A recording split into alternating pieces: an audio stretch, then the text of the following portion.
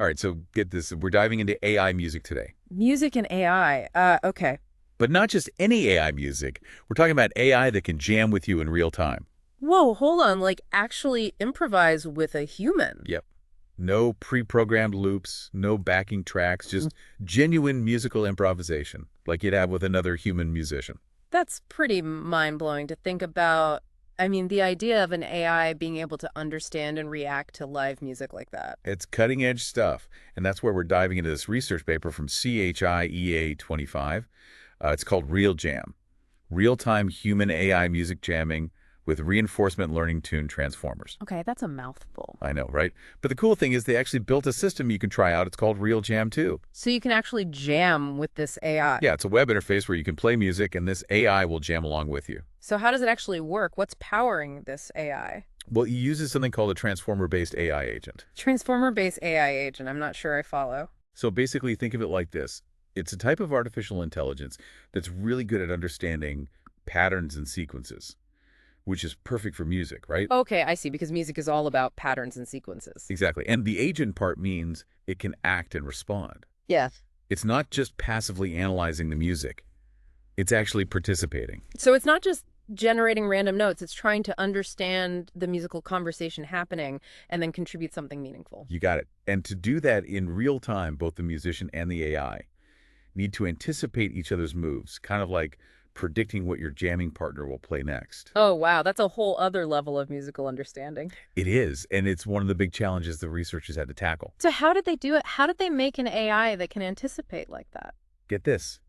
They built a feature called a waterfall display right into the interface. A waterfall display? What is that? It basically visually shows the upcoming chords the AI is thinking about playing. Oh, that's interesting. So it's like having a sneak peek into the AI's brain? Kind of right. It gives the musician a window into the AI's thought process, allowing them to anticipate and adapt their playing, creating this really cool feedback loop. That's so cool. I can already see how that would make the jamming experience feel more interactive. Absolutely. Yeah. But there's more to it than just showing upcoming chords. The AI also has to learn how to make musical choices that actually make sense. Yeah, so it's not just about anticipation, it's about actually understanding music and making good musical decisions. Right. And that's where things get even more interesting.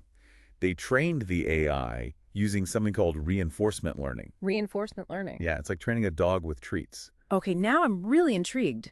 Basically, the AI gets rewarded when it generates chords that harmonize well, and it gets penalized for choices that sound off. Ah, so it learns through trial and error, figuring out what sounds good and what doesn't. Exactly. Over time, it starts to develop a sense of what works musically. That's pretty clever. So Right. is that how they created this ReaLJam AI? Yeah, they actually tested 3 different versions of the AI. 2 that were trained with this reinforcement learning and 1 that wasn't. Okay, so they're comparing different approaches to see what works best. Right. But before we get into the nitty-gritty of the different AI models, did you hear about the user study they did with real musicians? Oh, tell me they let people jam with this thing. They did 6 experienced musicians, got to try out ReaLJam and give feedback. Wow, so we're going to hear what actual musicians thought about jamming with an AI. This is exciting. I know, right? I'm dying to know, did they enjoy it? Did it feel like a genuine jam session, or was it just a gimmick? Yeah, spill the tea. Did the AI live up to the hype? So the musicians, they actually really liked it. Really? Yeah, they were blown away by how responsive the system was. Like, there was almost no delay between what they played and what the AI played back. Oh, that's really important. You know, latency can kill a jam session if things aren't in sync. Exactly. And they were impressed by that, and also by the AI's ability to surprise them musically. Oh, interesting. So it wasn't just playing like predictable chords. Nope. It would throw in some unexpected stuff that kept the musicians on their toes. Wow, that's pretty cool. So it sounds like they were having a genuine musical conversation with this AI. Yeah, one musician even said it kept me on my toes wondering what chord would come next. That's pretty cool to think that an AI could be that musically creative. I know, and several of the musicians even said they could see themselves using a tool like this in their own songwriting or composing process. Oh, wow. So not just as a fun experiment, but as an actual tool for making music. Exactly, which I think really speaks to the potential of this technology. Definitely. It seems like it could be a game changer for musicians. And speaking of changing things up, the research also found that giving musicians control over their experience was really important. Ah, how so? Well, user preferences for different interface settings varied quite a bit. It wasn't a one-size-fits-all kind of thing. I see. So different musicians wanted different levels of control and feedback? Yeah, for example, they could choose whether or not to see those upcoming chords in the waterfall display. Oh, right. So some musicians might want that preview while others prefer to be surprised. Exactly. Some loved the visual cues, others wanted more spontaneity.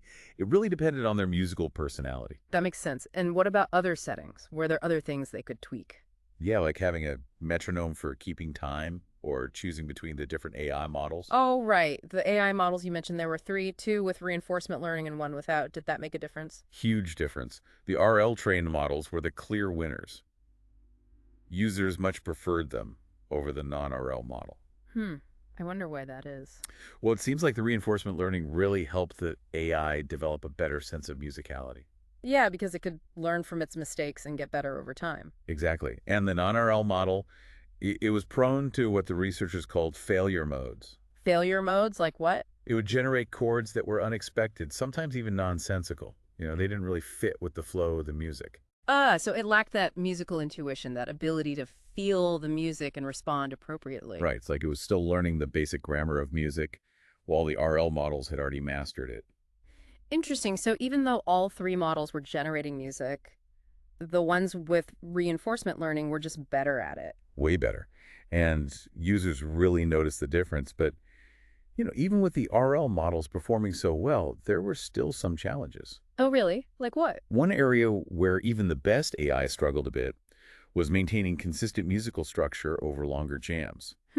So while the AI could generate individual chords and phrases that sounded good, it had trouble with the bigger picture. Exactly. Some musicians said the music felt a bit random at times. It lacked that coherence and intentionality you'd hear from a human musician. Okay, so it's like the AI could play all the right notes, but it didn't quite understand how to arrange them into a compelling piece of music. Yeah, it's the difference between speaking a language and actually telling a story with it, Yeah. you know? Yeah. Right? Musical structure is like the narrative of a song. It's what gives it meaning and direction. And that's something that human musicians have a natural intuition for. But it's really hard to program into an AI. So is this a fundamental limitation of AI, or is it something that can be improved upon with more research? That's a good question. I think it's too early to say for sure, but it does highlight an important challenge for the future of AI music. Yeah, if we want AI to be a true musical partner, it needs to be able to understand not just the notes, but the story behind them. Exactly. And the researchers had some ideas about how to address this issue of musical structure. Oh, really? Like what? Well, they suggest exploring different reward functions that specifically encourage the AI to learn about musical structure. Okay, so instead of just rewarding the AI for harmonizing correctly, we need to teach it how to create those larger scale musical narratives. Right. One idea they mentioned was having the AI analyze and mimic the patterns and structures found in huge data sets of human-composed music. Interesting. So it's like giving the AI a crash course in music theory and composition by showing it how the masters did it. Yeah, exactly. And hopefully that would help it develop a better understanding of how to structure music in a way that feels natural and engaging. That makes a lot of sense, but it also raises a whole other set of questions about, the role of AI in music. Like what? Well, like, what does it mean for the future of music creation? Could AI actually become a co-creator with humans, not just a tool? Right. And what about authorship?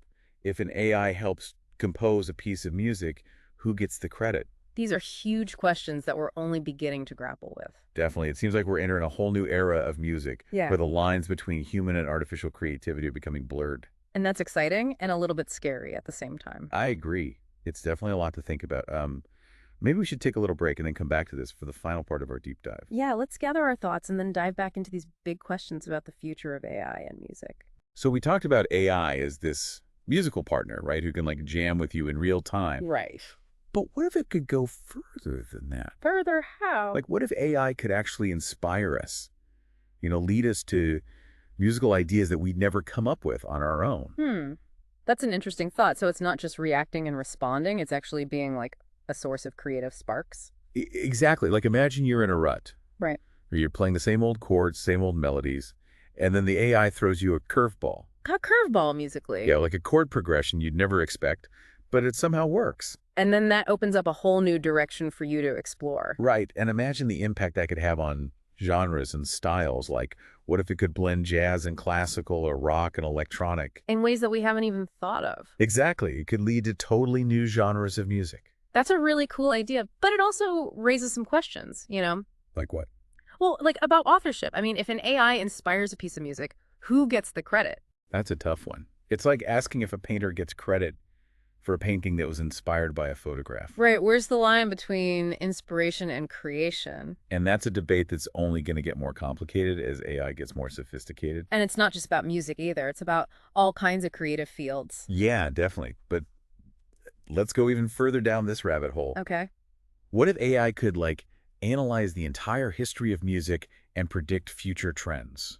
Whoa, hold on. Predict the future of music. Yeah, like it becomes this musical oracle telling us what the next big sound will be. That's a pretty wild idea, but I guess if AI can learn patterns from data and music is basically patterns, then it's not impossible. Right. It's both exciting and a little scary, you know? I know, exciting because of the possibilities, but also scary because it makes you wonder if we'll just become followers of AI's predictions. Yeah. Will we still have our own creative agency, or will we just be blindly following the algorithm? That's the key question. Will we use these insights as a starting point for our own exploration, or just let the AI dictate the future of music? Well, I think that's a question we'll have to keep asking as AI continues to evolve. Definitely, this is just the beginning of the conversation about AI and music. And it's a conversation that's going to keep getting more interesting and complex as the technology develops. Absolutely. Well, folks, that brings us to the end of our deep dive into AI music jamming. It's been a fascinating journey exploring the possibilities and challenges of real-time AI music collaboration. We covered a lot of ground, from the technical details of how it works to the big philosophical questions about creativity and authorship. And hopefully we've sparked your curiosity about the future of music in this age of AI. If you want to learn more, be sure to check out the ReaLJam demo page. We'll include the link in the show notes. It's a great way to experience this technology firsthand and maybe even jam with an AI yourself. And if you have any thoughts or questions about what we discussed today, we'd love to hear from you. You can find us on all the usual social media platforms. Thanks for joining us on this deep dive, and keep those creative sparks flying. We'll catch you on our next deep dive.